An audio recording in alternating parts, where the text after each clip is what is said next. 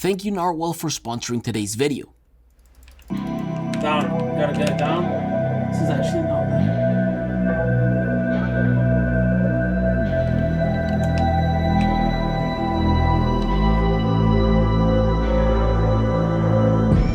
Yo, John, the peripherals on this, whoo, they're sick. And the custom PC, honestly, chef's kiss. Chef's kiss. I mean, damn, you did take my GPU, so I mean, there's that. Our GPU now. Sorry, our GPU. I get it. Good night, man. Oh, and What? don't waste your time playing video games. Like, you're not gonna be part of FaZe Clan. 100 Thieves is not gonna sign you, so go home. You don't see me criticizing your dreams. Securing Charlie.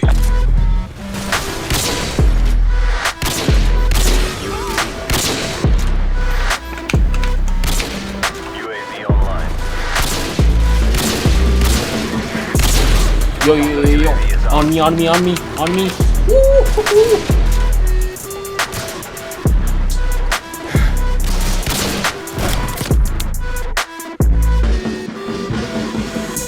What are you doing?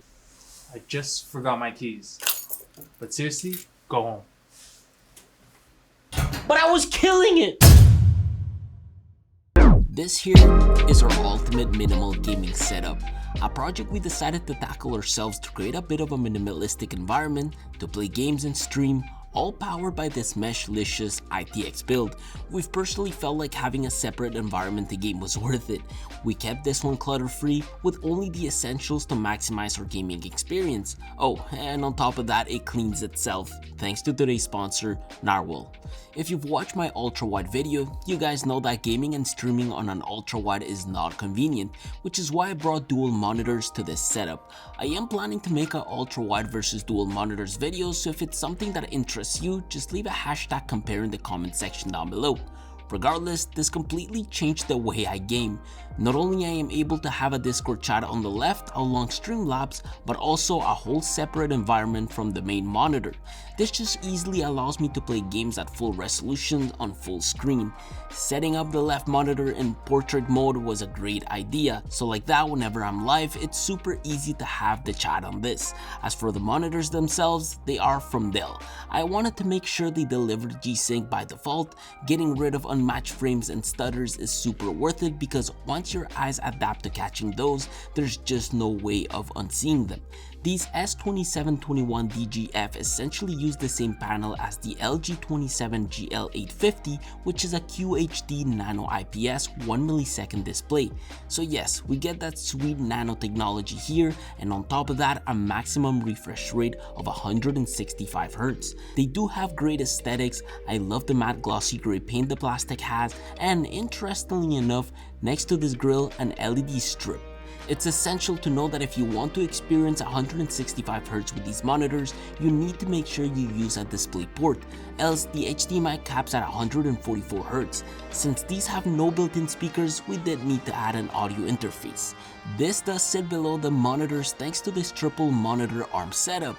It's nothing too crazy, although it was a bit expensive, and it's probably because of the gas spring arms. I don't recommend anything other than making sure you opt for these type of mounts. They technically can handle a good amount of weight, and moving the monitors around is super easy once you tweak the spring to the right force setting. However, always make sure that the stand can handle your monitor's weight and size. Sometimes heavy monitors can cause these joints to get weak, and with time, they start to slowly tilt downwards. Mine were luckily good enough after tightening them a fair bit. These did make my cable management a lot easier thanks to these compartments, and the fun thing is that this model provides a USB port and some input jacks. Not that I need those jacks because our audio is handled by this Audient Evo 4 interface, well recommended by a fellow YouTuber, Optimum Tech. And yes, it is awesome. My goal here was to have a proper audio setup where I could bring my Shure SM7B and my Audio-Technica's M50X together. With two XLR inputs with preamps next to some stereo speaker outputs, a headphone amp with proper input, a smart game function and mic monitoring, I found this to be perfect for gamers who truly value their audio. Having full control over my audio peripherals is a lot funner when it's handled by one device. It does look super nice on the desk mainly because it's matte black color, and honestly this plastic feels exactly the way I imagined it. Sometimes when my voice is too loud, it's easy for me to change my audio levels with one click, as well as changing my in-game audio without having to alt-tab out of the game to adjust game volume. This does have a cool little mixer feature that allows you to hear voice in-game for reference. So rotating the dial all the way to the left will let you hear your voice, and all the way to the right only your gameplay. I never found myself using the smart gain on my channel to make it easy for me to set proper voice levels, since the shirt doesn't peak at all. The preamp noise is actually perfect even when maxing out my gains, although because the max gain on this little guy here is about 40 dBFS, when using my Shure mic I need to pair it up with a cloud lifter, which also avoids introducing additional noise or hiss. Very popular mic, in fact Michael Jackson used the SM7 for most of his vocals, which made me buy it. No, but in all seriousness, like any other content creator out there, we enjoy the bassness and punch this adds to our voices. It's also great at avoiding room echo and rejects noise quite well. It was the mic I heavily used for my voiceovers back when I had the studio in my bedroom. With poorly insulated walls, this definitely came in handy when avoiding outside noise. I did want to have it sitting on a blue compass arm instead, but for $40, I honestly just recommend getting this Rode arm. It does the job, and tweaking the springs is super easy. I also recently started using proper audio headphones, and that's mainly due to the fact that I'm starting to develop a bit of an ear for sound. I picked up some ATH M50X not long ago, and these surprisingly do well in game. The X literally just means that the cable can be removed, but these are incredibly comfortable for me, and note that I wear glasses, which means the padding isn't too tight around my ears, so after extensive use, I don't find myself hurting or needing to take a break. It's a full plastic build that is able to fold well for storage purposes, although I recently got this headphone holder from Lamical, so no need for that. Sound-wise, chef's kiss. I'm not an audiophile, but I can definitely say that the bass and mids are great, but the vocals lack a tiny bit. Overall though, they are super clear, which makes it extremely awesome for in-game movements like footsteps, doors opening, and gun handling, which are things I do with the help of the Logitech G Pro wireless mouse and the Logitech G Pro wired keyboard. Yes, it's League of Legends themed, but to be honest, I got this theme because of the color. I have been shopping around for mices recently, and right now I am on this huge debate on whether or not I should rock the G903 or the G Pro. Honestly though, between us, I think I have been enjoying the G Pro fairly more. On top of that, I did get a proper mouse mat for it.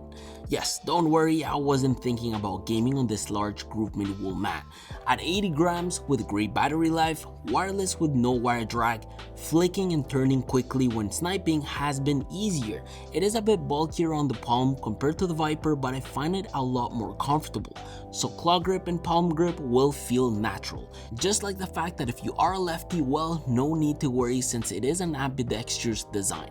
Switches honestly are great, although I do wish I wasn't lazy to solder and upgrade them to something like the Kale H GM switches.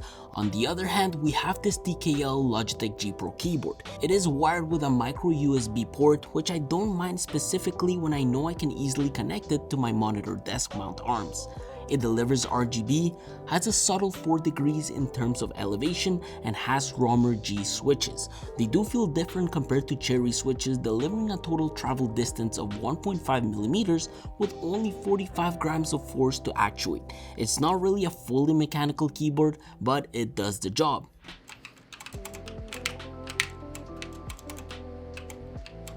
For gaming, I found my experience to be nothing really unusual, even when comparing this to my Gateron yellow switches with GM key keycaps. In front of my peripherals, I did install this small rig camera holder. If you are a streamer and you find yourself wanting to use a DSLR or mirrorless camera, well, this might be of interest to you. I usually like streaming with a proper camera instead of a webcam, but like always, this technically means more money. In fact, to be able to do so, I had to get this Elgato Camlink 4K. The A7S Mark III does make it easy for me to use a simple HDMI cord, but if you are rocking something like the A7 III, you will need to buy a mini HDMI converter. As a whole, setting this stuff up is so simple and Streamlabs recognized it right away, as long as you download their camera hub software of course. All of this connects to a Meshlicious ITX build. Sadly for this video to be possible, I had to steal Jan's RTX 3080, and it surprisingly fits here so well. I did need to take into account the size of our power supply to be around 140mm so it wouldn't interfere with our AIO. Both of these are indeed from Corsair, but to be exact, we got the CX650F power supply and H100X AIO. Because the case has no glass panels, in terms of the aesthetics inside, I didn't care much. It is a bit of a mess, but I'm glad that the pins on this Asus Strix B550i gaming motherboard are properly placed for tight spaces. And like with most mini ITX builds, well, I had no choice but to rock a couple of RAM sticks, yielding a total of 16GB of RAM.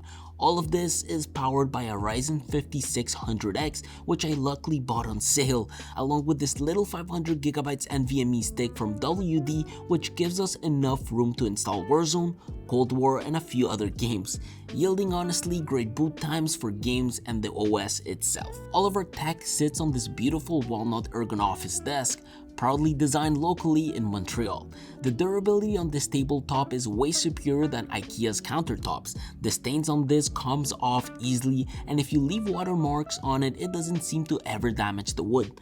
The walnut is absolutely beautiful, and I'm not quite sure if it was stained. You can see how they used real wood instead of a laminated material, which does make the table alone quite heavy. This sits on some dual motorized legs that can be lifted all the way to 48.7 inches and surprisingly all the way down to 22.7 inches. Even though our gaming setup is pretty minimal, it can carry up to 300 pounds. All of it is controlled with this touchscreen controller. I have to give it to them, they do sell add-ons like for example a cable management tray with a power bar to make cable routing easier. Even the cable net is there to hide all the mess down there. And of course, I decided to get their desk drawer to store some accessories including my narwhal cleaning tools. With all the boxes we bring in on the daily basis, things around our setups get super dirty, and so I decided to go with a Red Dot award-winning robot mop and vacuum, with a station of course, which is really cool. Vacuuming with Narwhal is awesome, especially since it has great suction power. The way they did their side brushes was smart, since roller brushes tend to increase hair entanglement. It cleans around super well, and you can clearly see the difference when removing the dustbin. It does have a mopping feature that I am super happy with. I was sort of fed up using our mop to get rid of snow prints. It's all done by quickly interchanging the brushes with these two rounded triangle mops rotating 3 times per second with 10 newtons of pressure for deep cleaning. Clever enough, these mops are removable, and Narwhal included some extra ones in case yours are being cleaned. Oh, but don't worry, the station takes care of cleaning them. The robot can auto-detect the mop's dirtiness, which then returns to the station to self-clean and resume where it left off. The station is equipped with a clean wastewater tank of 5 liters, so you can fully cover a space up to 3,000 square feet. Although my office is around 500 square feet, which was super easy and quick to map out thanks to its LiDAR and laser mapping algorithm. I do like using their app for certain things like setting no-go zones in case we are working on a specific project, but I appreciate the fact that with one click on the Narwhal station, you can vacuum, mop, build a map, and return home. Although it's nice using app features to adjust vacuuming suction levels and mopping moisture levels. I do wish I had a proper gaming chair from Herman Miller, but honestly I can't seem to let go of my Ergo chair too. I was recently rocking a Mesh DX Racer chair, which I also much enjoyed, but I just honestly love how tight you feel on this and how comfortable the mesh backrest is. It's not the perfect gaming chair for gamers, but it does allow me to sit for long periods of time. I never found myself having the need to game standing up with this chair, but like I've said in the past, I think having a bit more cushion on the seat rest would make this great. It was originally about $400 when I first got it, but because of the demand it seemed like Autonomous have increased their prices. Luckily, you can always get one, and if you don't like it, you can return it. I'm pretty happy with the way everything turned. In fact, my favorite feature is the audio setup I got going here. Everything works super well and it is incredibly well oriented towards gamers. A minimal gaming setup isn't necessary, but honestly I don't see why it can't be a thing. Do please let me know if you want that ultra wide versus dual monitor video. I am thinking of getting some high-end monitors to compensate for the price difference. As always, I'll see you all next week. Honestly, I have to find a better way of signing out. Peace.